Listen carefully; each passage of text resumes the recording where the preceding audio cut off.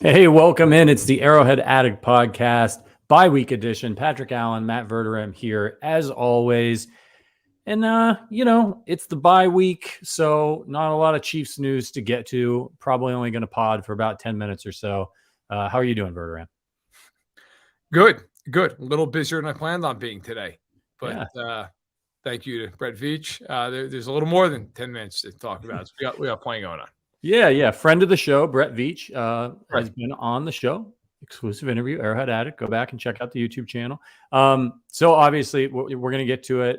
If you're just tuning in and you haven't been on Twitter, and God bless you if you haven't been, place I recommend to avoid. If you haven't been on Twitter today or you don't know what's going on, the Chiefs made a trade. They traded for former now Giants wide receiver Kadarius Toney.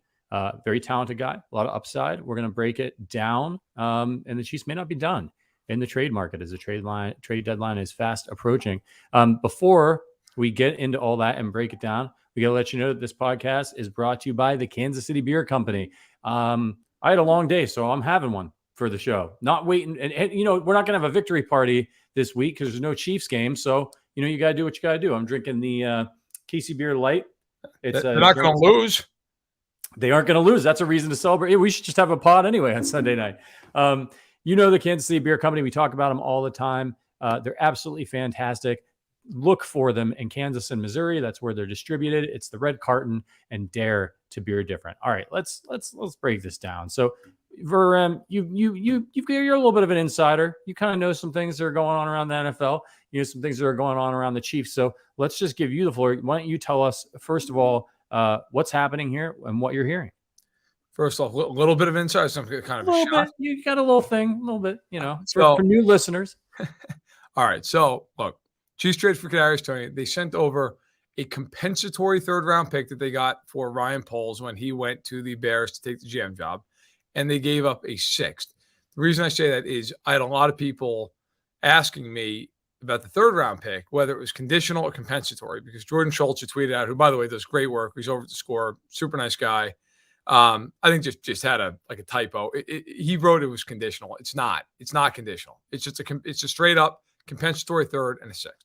Okay, so from talking to league sources on this and people with knowledge of the deal, my understanding is for the Chiefs, it's an upside play, right? It's a guy who was drafted in the first round last year by the Giants, who flashed as a rookie, had over 400 yards receiving, dealt with some injuries.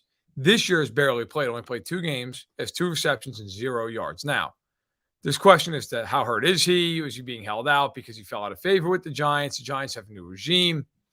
And sometimes you'll see that when guys are drafted by one GM, then another GM comes in and things haven't panned out, or maybe they're not seeing eye to eye, teams will move on. So the Giants recoup a couple of picks. They move a first-round talent on. And, of course, this is a Brett Veach special, right? He's a first-round pick who didn't work out somewhere. I mean, heck, they've done this already with the Giants, with DeAndre Baker. They didn't have to trade for him, sign them outright. Well, I think with Toney, he's going to come in. He's going to add to this receiver room. And he's somebody who has 4.3 speed, good body control, big, fast guy down the field. Now, questions with him, durability, off field, how committed is he? How engaged is he? But the Chiefs look at it like, listen, the next 2 years, he costs $4.4 million total against the cap. They have a 5th-year option on him for 2025 if he warrants it at that point. And so for the Chiefs, this is a long play. This isn't just, hey, he's going to come in here and line up at the X tomorrow and he's going to dominate. They're not putting Juju Smith-Schuster on the bench. They're not putting MVS on the bench. Like, this is, if Toney plays, he's going to rotate in, alongside of McCole Hardman, alongside of Sky Moore. I mean, that's what this is going to be, right? And maybe he has some impact in the return game. Well, it wasn't a huge factor in the return game with the Giants. Maybe he returned some punts and whatnot. But I got to be honest, I don't think that this is a now move as much as it is a long game for Kansas City here. But it's a guy who's young with talent, and they sent over a couple of picks for. Yeah, and it seems like it's a smart move, right? I mean, here's a guy who is look, Juju signed for 1 year. He's playing well. The Chiefs, I'm sure, maybe if it continues to go well, would like to bring him back, but it's not a guarantee. Sure. The receiver market, as you mentioned, is crazy. It blew up last year. It's one of the reasons why Tyreek Hill isn't on the team anymore. Yes. And so Brett Veach is smart, and he knows he's got to manage this cap to keep talent around Patrick Mahomes. So it accomplishes a couple of things. It puts his job is to acquire talent, to give Andy Reid and that coaching staff the tools that they need to win games. So he's done that. I mean, this guy's talented. Maybe a little bit injury prone, but and the thing that excites me is that we just really don't. How much do we really know about this guy as an NFL player? Because with all due respect to the Giants, Daniel Jones stinks, right? He's not a good quarterback. He's not ideal. No, right? He's not good. And then and look, he's playing okay this year he's managing the game. He's athletic. He's running the ball, all that stuff. They have a good record, good for them. But the guy's he's not going out there throwing he barely throws for 200 yards. All his receivers are hurt for the most part. So let's cut him some slack there. But Toney is a guy they were a disaster last year. Yes. Brian Daboll comes in, stabilizes things over there. They're playing well. You don't know anything about this guy. They were horrible on offense, but he did have a game I wanted to ask you about. Last October, 10-10, the Dallas Cowboys, and a game the Giants lost 44-20. He had 13 targets, 10 receptions, 189 yards in that game. So this is a guy that is explosive. I mean, you see the tape. You go watch some highlights of him. He's got some Dante Hall-esque moves. Is this a guy, even though maybe this is more of a longer play for the Chiefs, do you think they work him in use him in some gadget plays, streak routes? How does he fit in this year's team? Does he see the field at all? I think he will try to get the ball in his hands here and there. I do not think he's going to come in here and all of a sudden it's just going to be this huge addition. My understanding talking to people around this is that it is a long play. Doesn't mean that he can't contribute anything in 2022, but that this is really more of a long game. And by the way, this does not mean that they are not going to go after Odell Beckham. I would not make that connection. I will leave it at that. I would not make the connection that the Chiefs are no longer in on Odell Beckham. I do not think that's true. I think the Chiefs are very much still involved on Odell Beckham. I also know, and I tweeted this out earlier. If people follow me on Twitter, you already know this, but my understanding is that they are not shutting down the phone lines here before the trade deadline. If something makes sense for them, they are still willing to make moves. They are aggressive by nature, have been with Brett Veach since he's been there. I do not believe, and for my understanding of it is they are not willing to just say, okay, we're done now. They still have a lot of draft picks. They still have double-digit draft picks. So the Chiefs, if something makes sense for them, they're going to do it. Now, I would think at this juncture that a trade anyway, would be in a defensive nature. I would think it would have to be. But with all that said, Odell Beckham is not a trade. He's a signing. And if they can get Odell Beckham, I think they will continue to pursue that vigorously. So I think it's more about where does Odell Beckham want to go rather than would the Chiefs sign Odell Beckham. With due respect to Kadarius Toney's talent, he is not Odell Beckham. The Chiefs are not going to close the door on Odell Beckham Jr. because they got Toney. Right. That's just nonsensical. It's insane. So I would keep that in mind. Who's the odd man out here? I mean, a guy you trade this to Toney, he's got to go on the roster. Right. He could end up on IR at some point, that's a possibility, but who's going? Well, I mean, look, if you look at their roster, right? I mean, list out the receivers. I mean, Juju's not going anywhere. MVS, Hardman, Moore, they're not going anywhere.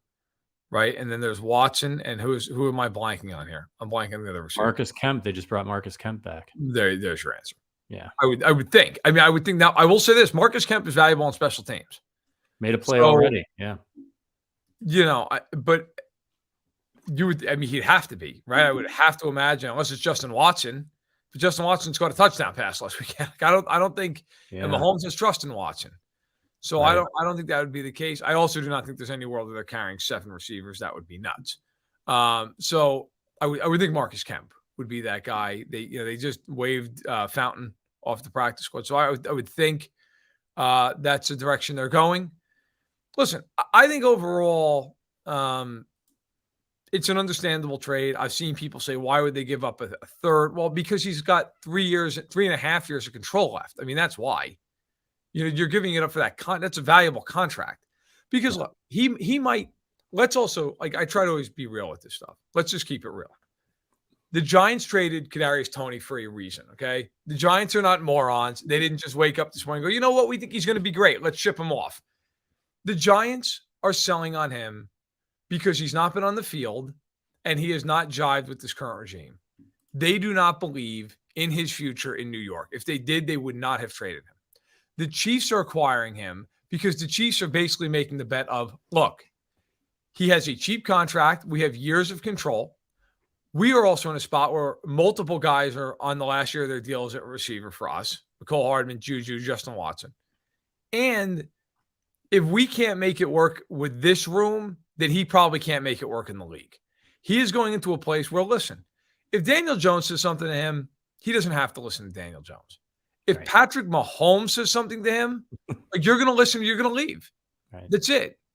I mean, Mahomes has more gravitas, or just about more gravitas, than anybody in the NFL. So if you're not going to listen to him or to a Travis Kelce in that room, you're going to pack up your stuff. I mean, it's simple as that. So the Chiefs are betting on their culture. They're betting on their head coach. They're betting on their quarterback. And they're also betting on a cheap contract with a guy with a lot of upside who they believe they can turn around. Now, what has to happen for this to be worth it for them? I would say that he has to turn into a receiver who can have, 700 yards a year, something like that. If he gives you more than that, then forget it. It's worth it a million times over. Right. If he gives you 750 a year going, and not including this year, because he's not giving you 750 in 10 games. He does that. They should have given up a higher pick. But, that would probably be worth it for them. And they're making a bet. We'll see how it shakes out. Do you think this is a sign that Mecole Hardman's not coming back? Maybe. I've seen a lot of people saying, are they going to trade Mecole Hardman? Guys, I do not think they're going to trade Mecole Hardman. I can't sit here and tell you that for fact, because the NFL is a weird place. And if a team makes an offer, they just deem that they irrefutable. Sure. I cannot see them doing that. Mecole Hardman just had 3 touchdowns in San Francisco. Right. Say whatever you want about the guy. Like, he's a valuable piece. Like, he's not. Mecole Hardman gets, I believe, somewhat of a misunderstanding when it comes to Chiefs fans, because he came in after Tyreek Hill, and people looked at him and were like, well, he should be Tyreek Hill. He's not Tyreek Hill. He is never going to be Tyreek Hill, which I think we all understand and acknowledge at this point. But what Hardman is a mismatch at times for teams. And when the Chiefs utilize him properly, he can get big gains. I don't think when you're trying to win a Super Bowl, like, when is the last time a team that was in the midst of a Super Bowl run to start selling off guys at the deadline? You're not going to do that. I got to be honest. If the Chiefs trade Hardman and get any less than like a second-round pick, which they're not going to get for him because he's not worth a second-round pick, I mean, I would lose my mind with the Chiefs over that. Right. Like, what are you going to get for? Like, I guess for all the people who are like ready to ship him out, what do you think you're getting for him? Yeah. He signed for 10 more games. Right. Like, what do you think? Like, the team's going to call up and give him a first? Like, I mean, nobody's doing that. The Chiefs would be getting a day 3 pick for him. You're not trading Mecole Hardman's worth more than that to you. And I don't even know. Like, look, is he definitely gone after this year? I would say more yes than no. But at the same point, like, is there a world where he's back? I mean, Demarcus Robinson kept coming back year after year after year. And I got to tell you, Mecole Hardman's better than Demarcus Robinson ever was. That's right. So, you don't know how things are going to shake. Like, I think the Chiefs would want to sign Juju. But let's say Juju continues his pace and he has 1,200 yards this year. I mean, what is he going to cost? He's 25 years old. That's not going to be cheap. Right. So, like, there's a lot of scenarios here. If I'm the Chiefs, there's no way I'm moving Hardman unless some team makes me a ridiculous offer. Yeah. Yeah. I agree. I think what is exciting and smart about this on the part of Brett Veach is he now has tons of options, right? You lose a Tyreek Hill. What are we going to do? He goes out, he gets a boatload of guys. He drafts Sky Moore. Now he's got Kadarius Toney, like, and if he brings in Odell Beckham Jr., I mean, you're deep, you have options, you're, I don't want to say totally injury proof, but you're in pretty damn good shape should something happen to somebody. And you don't, like, you need to have weapons around a guy like Patrick Mahomes. That's what it's all about. So you get another speedster that can stretch the field. I see a lot of people in the chat. And by the way, if you're watching on YouTube, if you could do us a favor and like this post, hit that thumbs up. Let's get some more Chiefs fans in here to talk about this. And of course, let us know what you think about this. Is he going to return punts? Sky Moore, not the best punt returner in his early career. This guy is blazing fast. Can he return punts for the Chiefs? Is that a way that they can maybe get him involved and start using it? I mean, again, I think they'll look at that. But I also don't think, like, Kadarius Toney, everybody's looking at him because of his speed. But with the Giants, he was never a guy who was a big return man. I mean, if you go and look at his numbers, I'm going to pull them up really quick here. So look, Tony's a guy that in the return game, he attempted one punt return his entire time with the Giants. Like, it's not like the Chiefs are bringing in Devin Hester here. I mean, I get it. But again, like, I think sometimes you got to just wait and see how this shakes out. They're not going to bring Kadarius Toney in here and just shove everybody into a corner and go, okay, guys, listen, this guy who's played a season and a half in the NFL and proven nothing, right, he's taking all your jobs now. Like, he's Kadarius Toney. I mean, I'm not trying to, like, crap on it, but let's also be honest about this. If the Chargers acquired Kadarius Toney, would you care?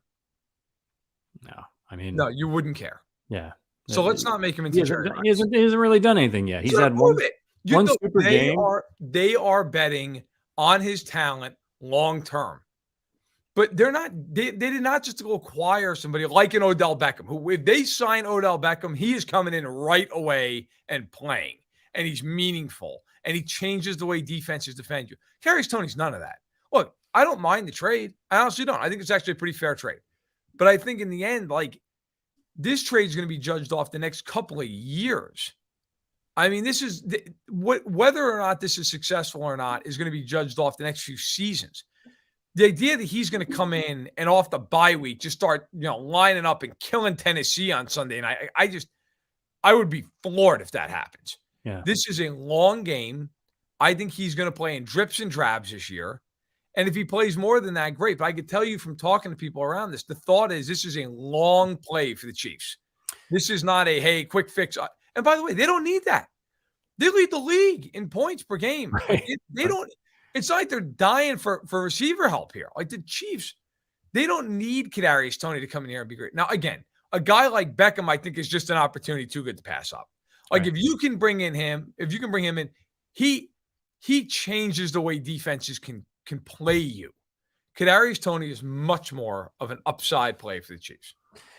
Yeah, I think so. And when you think about those picks, I think it's important to remember that's a compensatory pick. It's essentially an early fourth rounder. Correct. Right? The Chiefs are winning. It's essentially a seventh rounder. They're, so it's not like crazy compensation that the Chiefs gave up here. And as you pointed out, they have a ton of picks. And if he is a contributor next year on that good contract, it ends up being a steal for the Chiefs. And if it doesn't work out, it doesn't. They're not like, oh man, we traded a second round pick for Kadarius Toney. They didn't. So right. So overall, you like the trade? Is it a good trade or a bad trade? I think it's a fair trade. I like the upside of it. I don't hate it for the Chiefs. You have a ton of picks. And realistically speaking, look, he's so young and still has such a cheap deal in front of him. It's almost like if they just drafted him with their third round pick and sent him for like a sixth. I mean, nobody would be complaining with taking a guy with that kind of upside in the third round. So, no, I don't mind it. I think it's a fair trade. I think if you're the Giants, you just wanted to get some value for him. You did not see a future there. If you're the Chiefs, you feel like, we've got a bunch of extra ammunition, and it's a guy that they've been like to him since the offseason. So I get it. I think it's if I had to grade it, a B, it's fine. Solid move. Now, obviously, you mentioned, and let us know in the chat. Fire off real quick. Good trade, bad trade. Just say good or bad. Let's see some. Let's get your opinions in here. I'll go on the record. I think it's a really good trade. I really like the move here. Low risk, high reward, talented player. You add another speedster to this. Andy Reid, screens, sweeps. They may be able to get him involved. So I'm excited about it. Because the Chiefs are playing so well right now, and now they just have yet another weapon. Raymond says good. Clint, good. Zach Best says good. Griffin, good. People like it. Gwen says good. Mike Tolson, good. Jalen Butler, shout out to our members. Good trade. Karras, good. I'm not seeing a lot. I'm not seeing any. Everyone's saying good. Good trades from everyone. Dan Jennings says good trade. I don't think you can really hate it. You know what I mean? It's not like they got some guy who's 32 years old and a malcontent and they gave up a day 2 pick. Like Kadarius Toney, what is he, 22 years old? Yeah, he's young. Look, you're throwing a really the absolute back end, late day 2 pick at the guy. I don't mind it. Plus, it had 2 of them. I don't care. Look, it's a fine dart to throw. If it doesn't work out, okay, it's not the end of the world. Look. It's one of those things that if it doesn't work out, okay. And if it does work out, then that's a great trade, right? So I don't think there's a real disaster scenario here. Yeah. It's a trade that I think is worth exploring. And if it doesn't work out, okay, then you know what? You take the L, you move on. But it's not something where you're giving up such a premium pick that you're just like, oh my God, what are we going to do if this doesn't work out? You didn't give up your first for this. So I can't kill it. And I think for the Giants, it got good value for them. Yeah. And it could be a trade that if it works out and some of the other moves that the Chiefs have made, if they work out, you have a potential here, as Sammy points out in the chat. So imagine if Justin Ross comes in and produces next year with all the potential that we know that player has. Just imagine a world where Kadarius Toney reaches his potential as a first-round pick. Justin Ross reaches his potential. And Sky Moore is who we hope and think Sky Moore is. Now, is this pie in the sky my dream? And yeah, but when you bring in young, talented players and players with upside like this, you set yourself up for, hey, maybe 2 out of 3 work out. But I would even say even if 1 out of the 3 work out, fine. I mean, it's like baseball when you have these lists that come out for prospects. These are the top 20 prospects in such and such organization. And fans are always like, I'll tell you what, when these 20 guys come up, we're never going to lose a game. It's half those guys aren't even going to make it up. Right. And out of the 10 that make it up, if 3 of them end up being really good players, that's great. That's great. And maybe a couple of the other guys end up being role players in the team, a middle reliever and a utility guy. That's fine.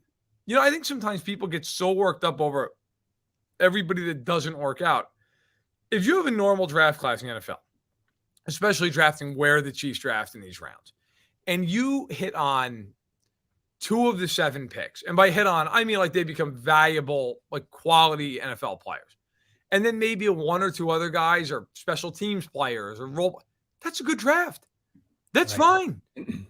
You very rarely are going to have the draft that the Chiefs had last year where they just draft Creed Humphrey, Trey Smith, and Nick Bolton and don't even have a first-round pick. That's almost impossible. Or what might be shaping up to be this year where they get these corners. If Trent McDuffie ends up being what everybody thinks he's going to be, with due respect to George Karlaftis, even if George Karlaftis ends up being nobody, which I don't think is going to be the case, but even if that were to happen, if they got Trent McDuffie, Joshua Williams, and Jalen Watson out of this, that's great. That's a great draft. The rest of it's almost irrelevant. You're thrilled and then you always get the people who are yeah, but they missed on this 1 pick. Yeah, well, no kidding. That's the way the world works. But out of Toney and Moore and Justin Ross, if one of those guys becomes a big time player, that's great. Yeah. What did you invest? A 2nd rounder, a 3rd and a 6th, and an undrafted free agent. If you really hit on one of those guys, that's awesome. Yeah. That's great asset allocation. Yeah, when one of those outside the box or value picks work out, and we saw it with Justin Houston, right? Getting Justin Houston in the 3rd round. Sometimes when those pay off, man, it makes a big difference. You get a contributor like that. So you're right. The Chiefs get 1 really good player out of this, it's fantastic news. So speaking of good players and the trade market, you said you didn't think the Chiefs were done. Obviously, I think a lot of Chiefs fans, I think if there's any negativity about the Toney trade, it's you got a bunch of Chiefs fans sitting there going, can he rush the passer? We need pass rush help, right? We could have, and then they see yesterday that Robert Quinn, who has been talked about as potential for the Chiefs on this podcast and elsewhere, goes for a fourth. Yes. To the Eagles, who could be a potential Super Bowl opponent should the Chiefs be lucky enough to make it that far. I want to get your opinion first on that trade because we didn't get to talk on this podcast about it, and also do the Chiefs look for a pass rusher, and now who? Well, I think they have to. I think they have to. Number one, number two. Like, I mean, we've gone through all the names, we've gone through, the Montez Sweats of the world and Deron Payne and and Yannick Ngakoue, and Josh Allen. I mean, we and of course Brian Burns, who I do not think they will go after because I think he costs too much. But we've gone over all these guys. And look, Quinn, I think it's a good deal for Philadelphia. Plus, they got the Bears to eat a lot of the cap money. I said that I thought he'd go for a fourth or a fifth. And I can't remember if it was on this podcast or a radio spot or whatever, but I said I thought a fourth or a fifth and a fourth if the Bears would eat some of the contract. Well, that's exactly what ended up happening. So I'm not surprised at the value. I think it was dead on. Look, he's the Bears version of Carlos Dunlap. I think, in the sense that he's a better player, but this year, he has one sack. Now, that said, I think he would have been great for Kansas City because I think he could have been this year's version of Melvin Ingram. A guy you bring in, he's going to give you, what a rotational amount of snaps. He's going to be good for you. I think that it's one of those things where if you are Kansas City, you are kicking every tire with this because you need a pass rusher. Bradley Chubb's out there, but the Broncos are not trading him to the Chiefs. That's not happening. So, you keep looking. You keep looking around. I can't imagine that the Cardinals are looking to sell, even though they're 3-4. I mean, J.J. Watt, last year of his contract, I don't know. I can't imagine they're looking to sell. Then there's Ndamukong Suh, who's a free agent. Would you bring him in? He's out there. He's available. At this point, you're trying to catch lightning in a bottle with an edge rusher. I mean, that's what you're doing. Yeah. And I think if you're the Chiefs, that's worth pursuing right now. Not at a real high pick price, but it's worth pursuing nonetheless.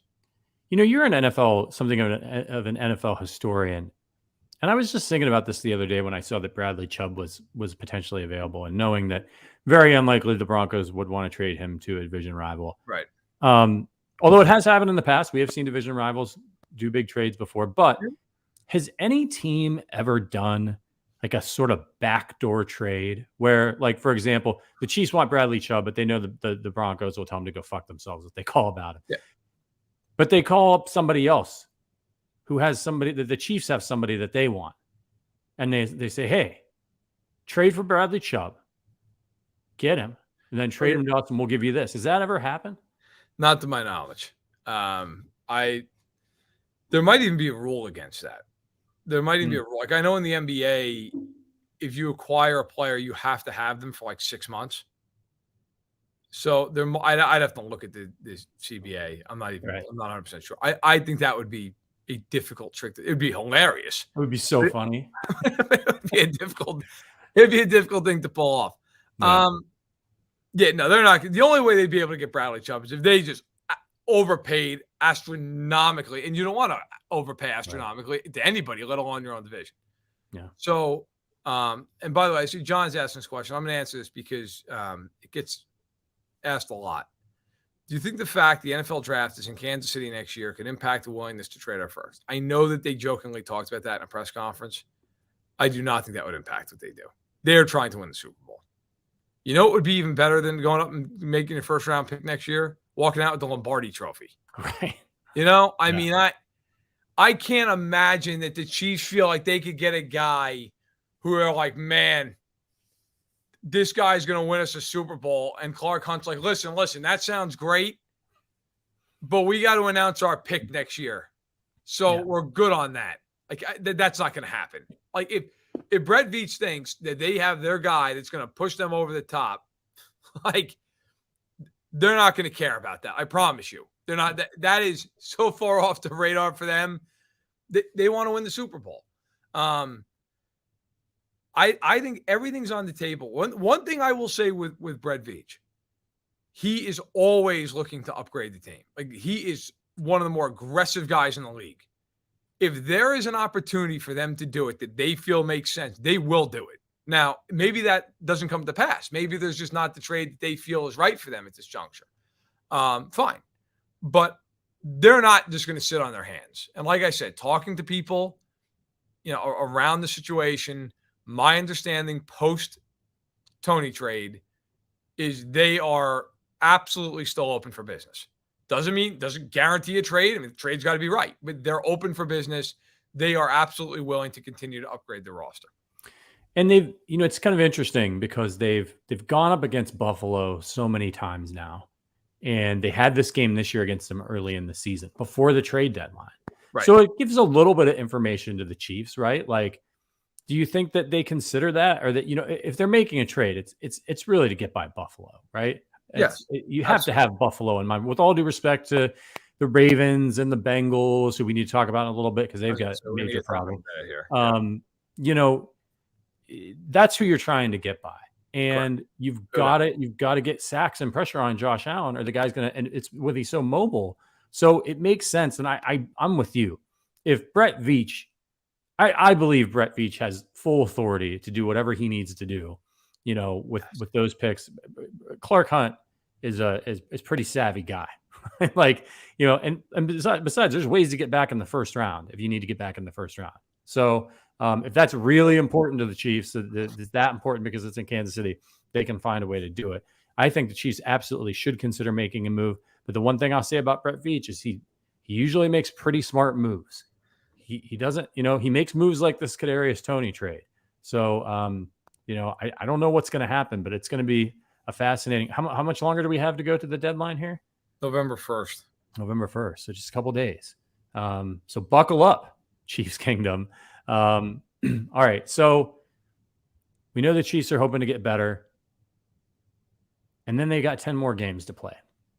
Now, I think as far as the first half of the year, I think it's pretty much gone how you and I expected it to go, with the exception of a horrendous loss to the Indianapolis Colts, which, I think if Harrison Butker doesn't get hurt in the first game of the season, we're sitting here talking about that game as one of those games where the Chiefs played like shit and won anyway. Right.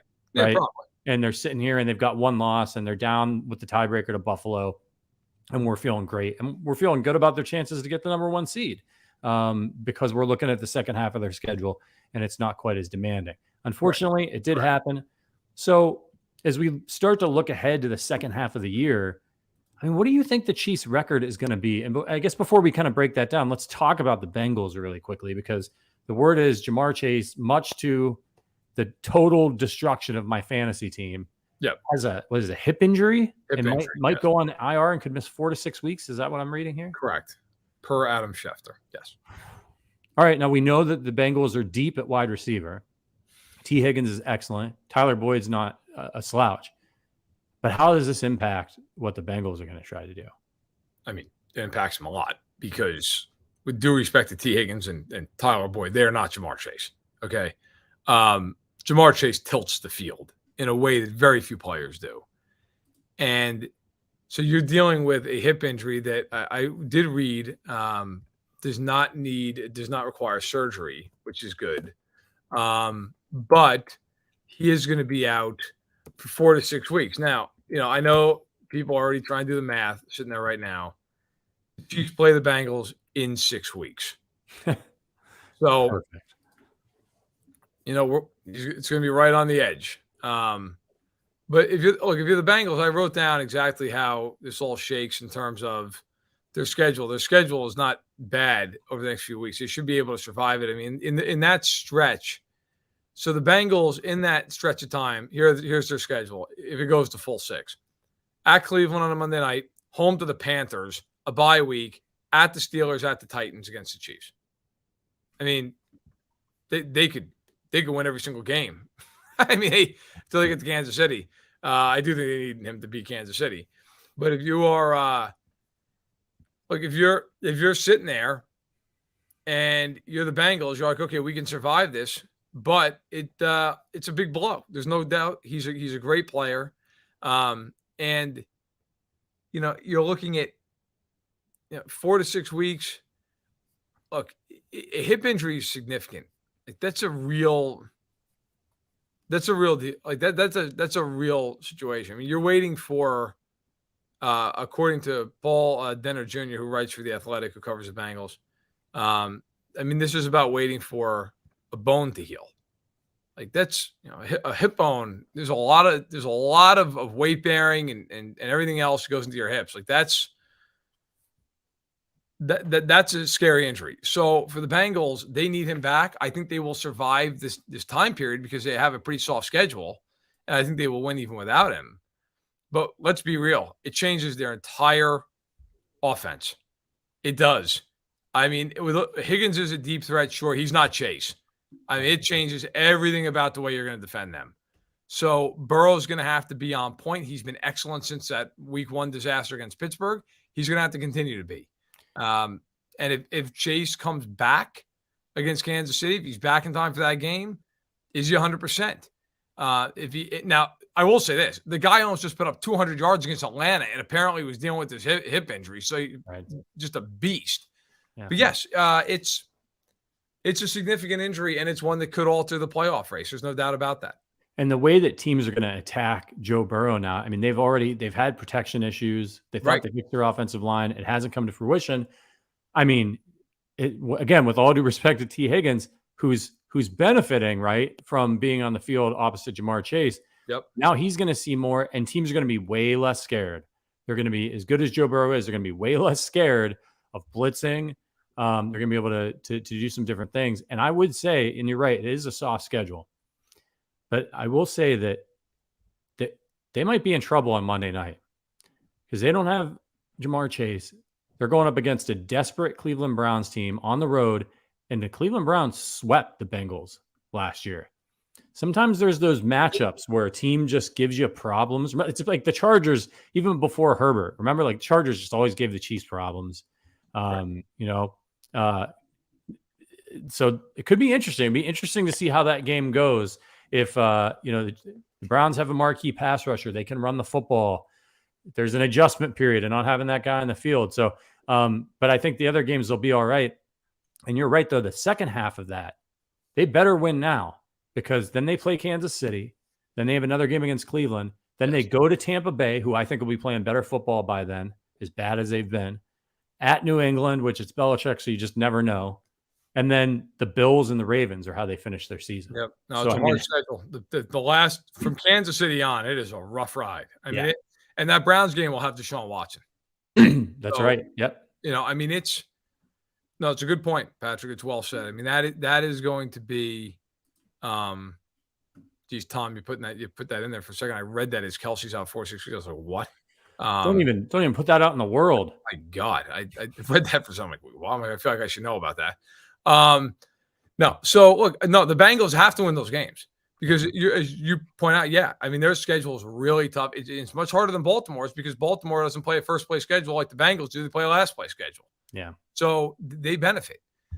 Very, very interesting to see how this is all going to shake out. But yes, for the Bengals, you got to find a way, even if it's ugly for the next handful of weeks. You don't care. You just got to win the games, right? You just have to find a way to win the games. And if they can do that, sure, great. I wonder. I've seen a lot of people say he's going to come back for that Chiefs game, and maybe he does. Maybe he's just healthy and he's ready to go. And honestly, good. I mean, I hope he returns and he's healthy. He's a great player.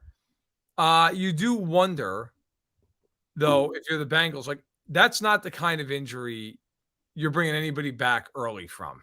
Like you can't risk that. Like you cannot. It's just hip. Like that is something that you don't want that to become a recurring thing. Right. This isn't, he broke his pinky and it's in a cast and, we're going to put a splint on it. I mean, this is like, that's a hip injury is scary. So if you're the Bengals, he's got to be 100%. Especially, by the way, if they win a whole bunch of these games before they play Kansas City, then it's like, what's more important? But that all said, listen, right now it's 4 to 6 weeks. Let's see how it plays out. My guess is he would go on injured reserve. It seems that that's kind of the expectation, which would put him out the minimum of 4 weeks, and then go from there. But I find it very interesting to see how the Bengals are going to cope now without easily their best playmaker on offense. Yeah. And for all you listening out there, if you like this podcast, you want to get involved in the Chiefs community that we're building here, the Arrowhead Addict podcast has a membership program. So check for the description. There's a link in the description that explains everything. There's a video, Verderame breaks it all down for you. We've got a great private Discord where we all hang out and we watch football together and talk Chiefs and talk a bunch of other things too. Movies, or getting music recommendations in there earlier today. So check it out if you want to support the podcast and become a member of the Arrowhead Addict family that we're building here, and appreciate and shout out to all of our members for your incredible support. Over 180 Arrowhead Addict members now. And let me actually say, to speak to the idea of community. So yesterday, I got a package in the mail, and I open it up, and it's from one of the members of our podcast, Chris Albright, who, out of the kindness of his heart, sent for me and my daughter Maisie this big package of Cinnamon Toast Crunch in a bag, like it's in Fuego Cinnamon Toast Crunch. It is incredible. My daughter and I basically had half of it yesterday. We'll finish the other half off for Thursday Night Football. And then a box of Count Chocula cereal bars that I didn't even know existed. Yeah. It's a box of 20 of them. Yeah, there's like 5 left. Yeah. But it tastes just like it. So, Chris, you're the man. You're the man. My daughter was over the moon excited about it. I'm very thankful for it. Super kind of you. Certainly don't have to do that, but it was incredibly generous. It was it's a wonderful thing. But yes, it's really it's a great community. I think anybody would find that it's worth the time and a little bit of cash to join it. I'm just going to put out there, if anybody wants to send me a bottle of Angel's Envy rye, I won't turn it down. No, that's awesome. Appreciate you, Chris. That's a really cool thing. And I know, especially with Matt, with a couple little girls at home, I don't know if Genevieve's ready for the Count Chocula cereal bars just yet, but it's good for her to start getting her exposed early. Start getting her priorities in line. So, all right, let's talk some more about the Chiefs and the second half of the season. So, you and I wrote down some predictions. I'm actually gonna alter mine right now because I feel a little bit differently about it after this Bengals news. What is the Chiefs' record going to be? How, like, over the not final record, but over the course of the second half? The last 10 games. Last 10 games. The last 10 games. All right. So, by the way, I want everybody in the chat who's in here. What do you think their record's going to be over the last 10 games? Slap it in there. Let us know. What do you have? I did a video for this channel earlier this week where I broke down. I picked every game. I picked the Chiefs to go 8-2, and I actually had them with a loss with the Bengals. And I'm going to be very transparent. I actually think if you just went down the line and said head to head, okay, they're playing the Titans. Who do you have? They're playing the Jags. Who do you have? I'd pick them to go 10-0. Like, I really would. Like, I honest to God, I don't think they'll lose another game if you just went head to head, because I think the Bengals, if there's ever a game, the Chiefs are going to be out for blood. That game's it. Like, that game is going to be how the Bills see the Chiefs after what happened last year. That's how the Chiefs see Cincinnati. And I think the difference is the Chiefs are considerably better than Cincinnati, although I do have a lot of respect. I think the Bengals are probably the biggest threat to both the Chiefs and the Bills in the AFC. I said 8-2 just because I think, look, it's the NFL, right? I mean, you're going to have a game in there. You don't play well. You're banged up. Stuff happens. And then I put a loss against the Bengals because I think that's the hardest game they have left. Looking at the schedule at the start of the year, and I can't speak for you, Pat, I'm curious your thoughts, but like I looked at it and said, man, the Bengals, the Chargers, and the Rams, 3 games in a row, that's a brutal stretch. Then you looked at it and went, you don't know what Denver's going to be, but that could be really tough. 2 games with Denver, and you get the week 18 on the road against the Raiders. And now you look at that schedule and you're like, man, they got 2 games against Denver, and they get the Rams at home. The Chargers, who, look, I think it's always divisional games are always tough unless you're playing Denver, in which case they haven't lost in about 8 presidential administrations. But the Chargers game just doesn't scare me that much at this point. It really doesn't. Not to say they couldn't lose because Herbert's excellent, but they're just so poorly coached. They're so beat up. But overall, I went 8-2. If you made me pick head to head, I honestly, God, would have them at 10-0. But I feel like that's just a hard thing to do, man. To just run the table.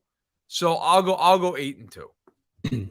I think it's a good prediction. I originally had them at 7-3 because of that Bengals game. I thought it might be a tough one for them, but now with that news, and I'm looking at the schedule, the rough stretch that they're going to have is from November 20th to December 18th. They play 4 road games in 5 weeks. Right. They're at Los Angeles, and then home against the Rams, then at Cincy, at Denver, at Houston. Correct. They're not going to lose to Houston. They're probably not going to lose to Denver. But that stretch of the LA Chargers, LA Rams, who we'll see, they're coming off a bye week. They need to make some major change. They need to get Matt Stafford going. Sean McVay's a really good coach. I don't think they're going to keep playing like garbage. I don't believe it. I think they're too talented, and I think their coach is too good of a coach. So I think that's going to be a tough game. So I could see the Chiefs potentially stumbling somewhere in that Chargers, Rams, Bengals section. Sure. But I'm going to go with you. I'm going to go 8-2, but I really only think they're going to lose as long as they play up to their potential. I think they might only lose one game, and I think that Raiders game, it might be a gimme for the Raiders. That the Chiefs might be sitting down. That's the thing that's really interesting is that's a game where who's motivated and who's not. Like, right. Yeah, are the Raiders playing for anything at that point? Yeah, who knows? Maybe the Raiders are playing for their lives. Like maybe, like, couldn't you see that being that? Because week 18 they don't announce the schedule beforehand. Like, who's playing who, but they don't announce like the times. right. Couldn't you see that being the Sunday night game where the Chiefs are like playing for the 1 seed because they've won like 9 in a row, and the Raiders are playing to get in the playoffs? Right. It's crazy. Like who knows? You never know with week 18 because it's just there's so many variables. I will say one thing about those 2 Denver games. Denver might just lay down like a dog in those games. Denver is so shot emotionally. I just wonder by the time you get to those games, if Denver's just is like, oh my God, please just end the season. Right. It sounds like a weird thing to say because the first time they played Denver, I believe, and if somebody's out there and has a schedule right in front of them, I think it's week 14. It's the first time they played Denver. Week 14. That game's on Sunday Night Football in Mile High. And I know this is going to sound really almost homerish and odd, but I truly believe this. I think it's a disadvantage for Denver that game's at home. Those fans hate them so much right now. Like, if Kansas City gets any kind of a lead in that game, the fans are just going to turn on them. Right. But that game could get ugly on national. They were leaving the other day when they were going to overtime. And also, couldn't you picture that place being Arrowhead at that point? Yeah.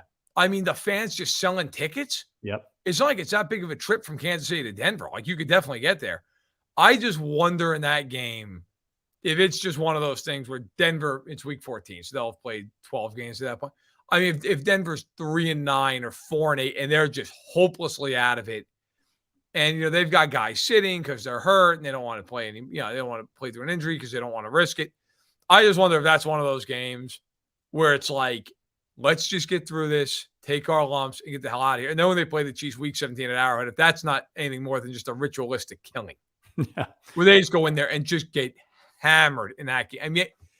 I just think sometimes when you get a team late in the year, especially a veteran team, young guys, it's different. You're trying to prove yourself. Got a lot, I just wonder with Denver at the end of the season, it's going to be one of those deals where they just lay down. And it's like, we're going to get killed. Let's just get this over with. And it's 2 of the easier wins of the year.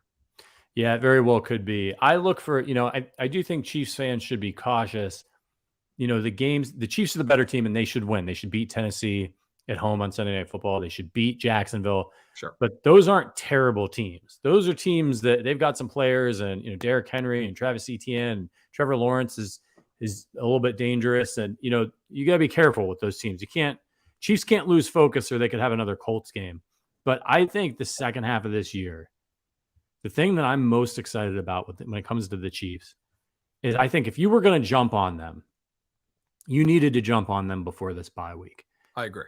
Integrating all these new wide receivers, all these new running back, and Trent McDuffie's injured, and now Frank Clark's going to miss some time. The Chiefs had to deal with a lot of stuff, and that you've seen them this year, right? Like, we talked about like, who are these Chiefs? Like they're a little bit, they're not consistent, right? It's why I picked against them a couple times early in the year, because I'm like, I don't know which team's going to show up. Right. But the team that shows up, the team that whooped Arizona, the team that whooped Tampa Bay, the team that whooped San Francisco, I mean, they've scored 44, 41, 30, 44, and they're still figuring it out.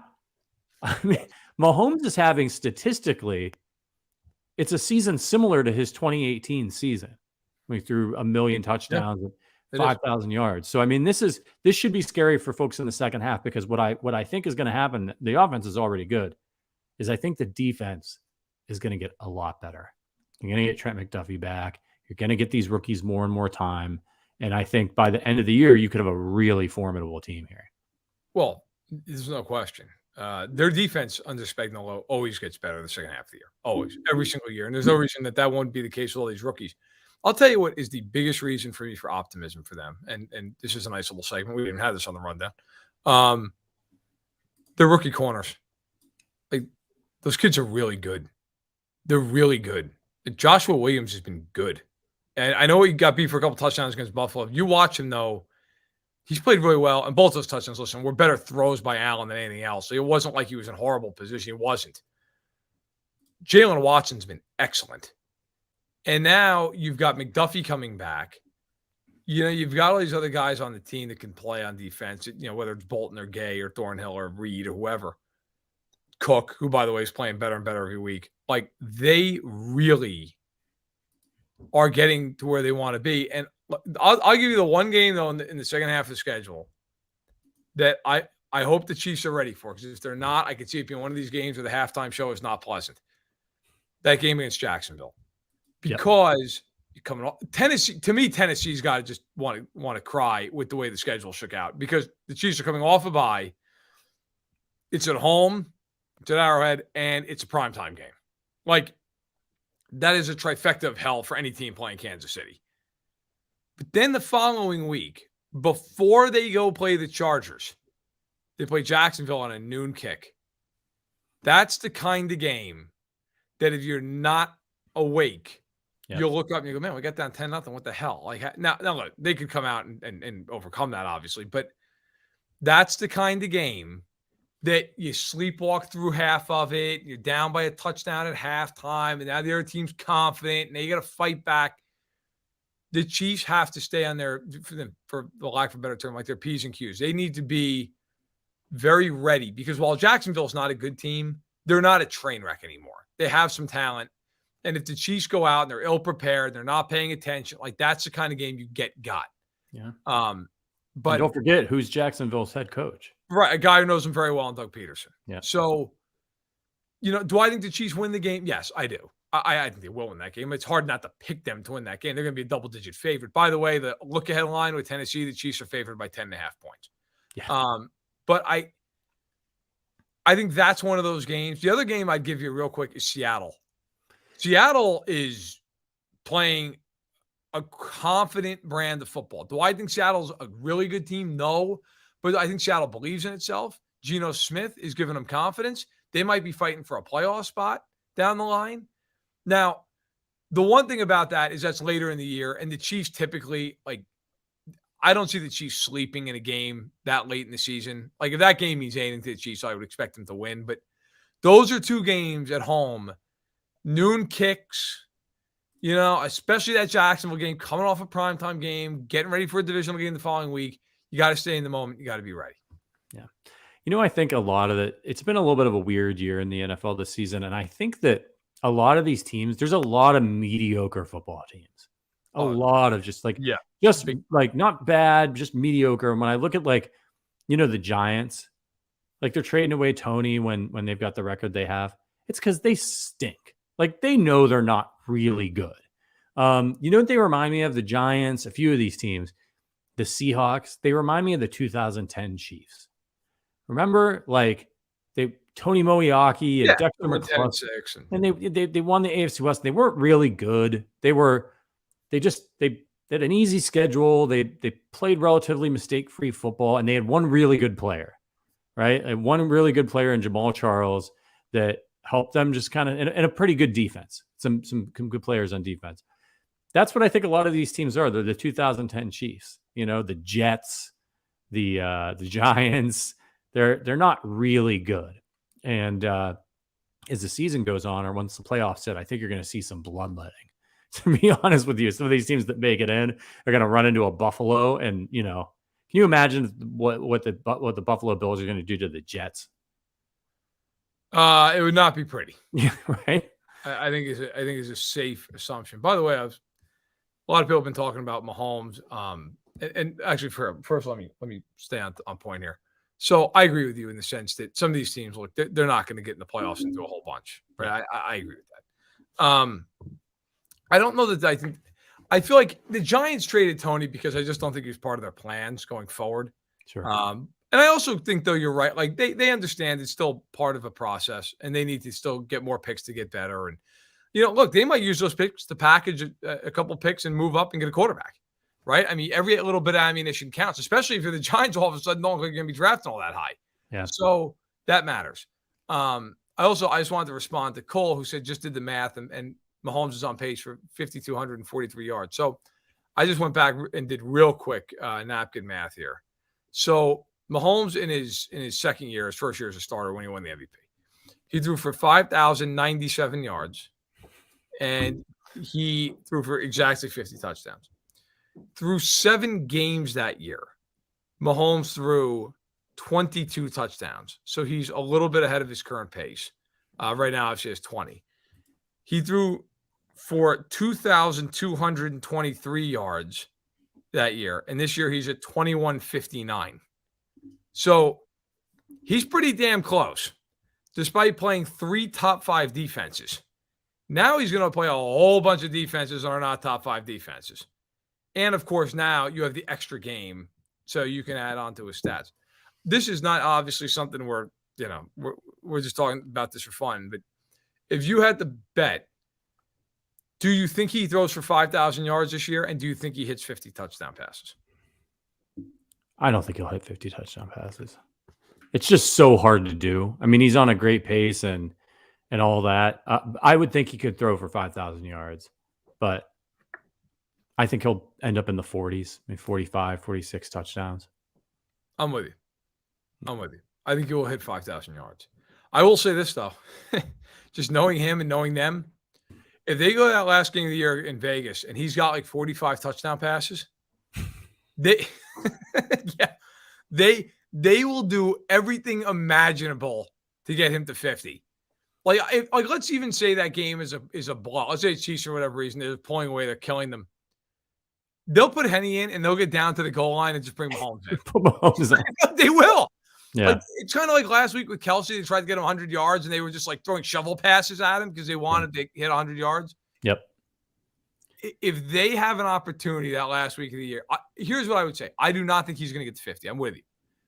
But if he's at 45 or more going into that Raiders game and they're going to play the starters, I would bet that he would hit 50 because they will do everything and he will do everything to get to 50. Yep. So I'm with you. I got 5,000 yards as well, but I think he's probably like around 45 touchdowns, something like that. Seems reasonable. What's the record? Is it Manning's record? Is it 52? 56. Oh, 56. God yeah, almighty. It's just insane. Yeah, it's nuts. Before we go, I got to tell you something. So you know how like I've done this. I did it in the playoffs last year, and I did it again this year. When the Chiefs played Buffalo, I crossed out my name on Twitter, and because Allen, evil name, and I changed it to Mahomes. I discovered something this week that I didn't know that horrified me. Do you know what Josh Allen's middle name is? Is it Patrick? It's Patrick. That's hilarious. The man's name is Josh Patrick Allen. I don't know what to do with myself because on one hand we have Patrick Mahomes, but on the other hand, my entire name now is the Bills quarterback. Well, it makes you feel any better. My middle name is Ryan, and so I was just benched by the Colts. That's bad news for oh god, what's his name? Sam Ellinger. Ellinger, yeah. I was put on the bench by the Colts for Sam Ellinger. So yeah, that's right. I interviewed Matt Ryan last year. I totally missed an opportunity to tell him. And by the way, Mighty, you're right. My mistake. It's 55 touchdown passes, not 56. So good call by you. That is good. Yeah, that's quite a conundrum for you. It's On rough. the basis of middle names, do you know what Mac Jones's middle name is? No. McCorkle. McCorkle. I was blown away by this. Yes. What? Yes.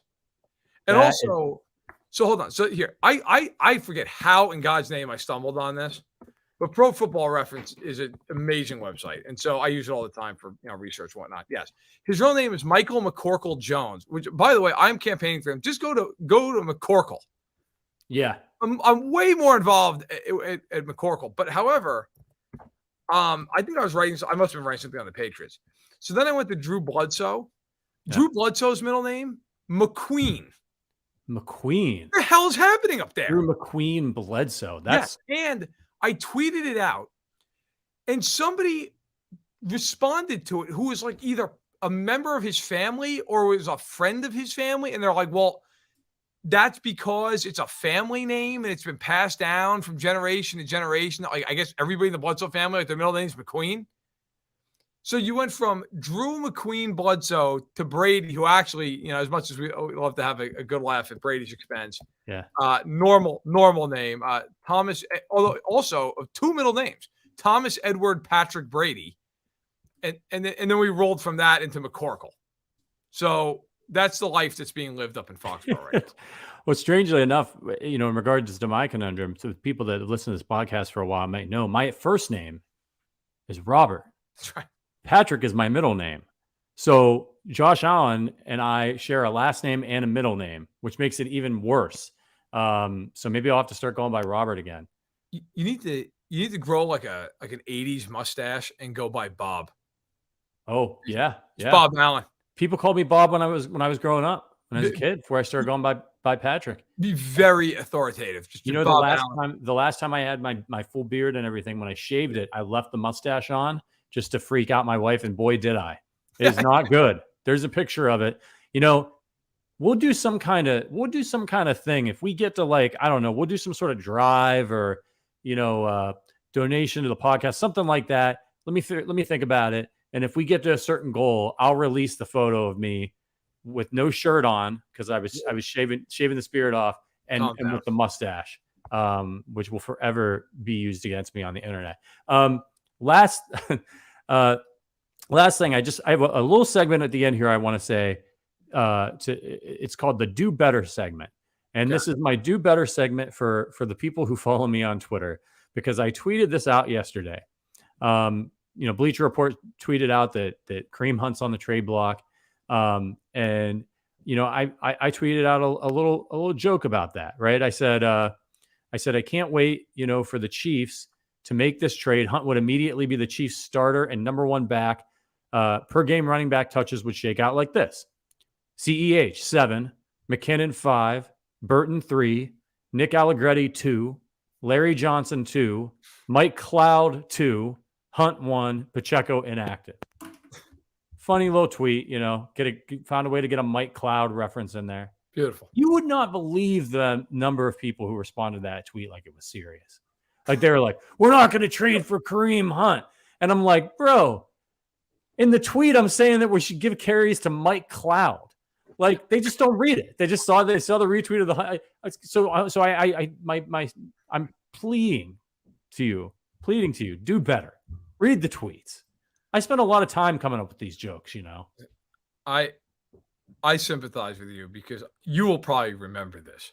There are two articles that I've written to Fansided that have been completely tongue-in-cheek over the 7 years I've owned the company. Okay. Both of which drew fury from people. And this was way before I had a following on Twitter of any note. Like, I maybe had like 1,000 people following me. I can't even imagine now what this would bring. So I am, as everyone knows, I'm sure, who listens to this podcast, I am a long-suffering, in deep pain Knicks fan. Okay. And so the Knicks were at the height of their bullshit at the time. And we were sitting in the office. We were just talking about different things, and somehow it came to be, I don't know if I said it or somebody else said it in the office. It was like, could the New York Liberty and the WNBA, could they beat the Knicks? And of course, like, look, I mean, there's obvious physical advantages the Knicks would have. They're taller, they're heavier, all this stuff. Being facetious. So then it was either you or another coworker at the time was like, well, let's write it like, could the Knicks beat the Liberty? Right. And It was me. okay, yeah.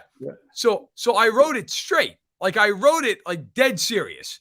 And I broke down like, well, the Liberty would have the rebounding advantage because they're more talented in the front court, all this stuff. Right now, look, I think the WNBA is fantastic. I watch it more now. At the time, I didn't really watch much of the NBA. I was sitting there just basically Googling players.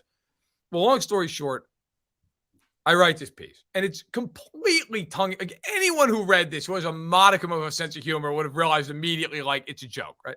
No. Publish it. You should have seen the comments in this. What are you, an idiot? They have like 6 inches of a height advantage at every position. I mean, and like you had guys like the absolute mansplainers of the world breaking this down position by position. Like, there's no way that so-and-so could have boxed out Amari Stoudemire. You're like, no kidding. You think? Like, and so I wrote that, and that got killed. But my favorite one that I ever wrote, Tim Tebow, I believe it was his first minor league at bat for the Mets, hit a home run. Certainly in the first game. I think it was the first at bat.